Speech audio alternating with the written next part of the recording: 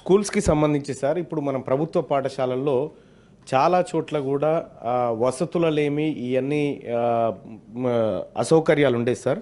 నేను ఈ సభ ద్వారా ప్రభుత్వం దృష్టికి తీసుకుపోతున్నటువంటి అంశం ఏందంటే సార్, ప్రతి స్కూల్‌కి వీక్‌లో ఒకసారి ఎస్ఐ, ఒకసారి ఎంఆర్ఓ, ఒకసారి ఎంపీడీఓ, ఒకసారి వివిధ శాఖలకు సంబంధించినటువంటి అధికారి పోయి శాఖకు సంబంధించినటువంటి అంశాలు గనుక మనం స్కూల్ స్థాయిలో గనుక పిల్లలకు చెప్పగలిగితే కొంత పిల్లల్లో అవగాహన వచ్చేటువంటి అవకాశం ఉంది ఈ శాఖల పట్ల.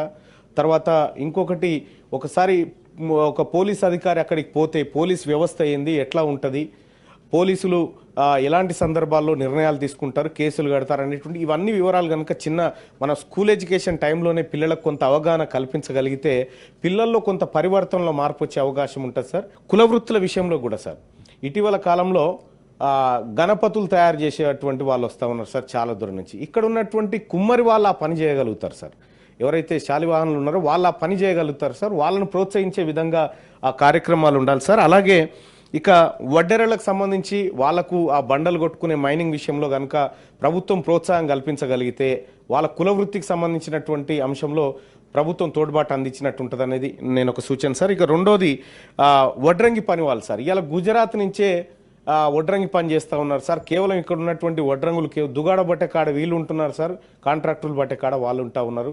ఈ రకాలుగా కుల వృత్తులన్నీ కొద్దిగా డిస్టర్బ్ అవుతూ ఉన్నాయి సార్.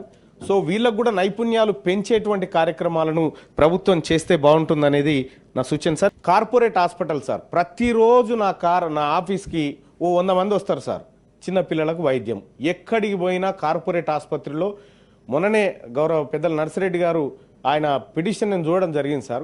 గిడ కోసుకపోతే 33,000 రూపాయలు ఏం లేదు సార్. వెనకట పుటపుటాలం రాసి పెట్టుకుంటే వచ్చిపోయేది సార్ మనకు వెనకట.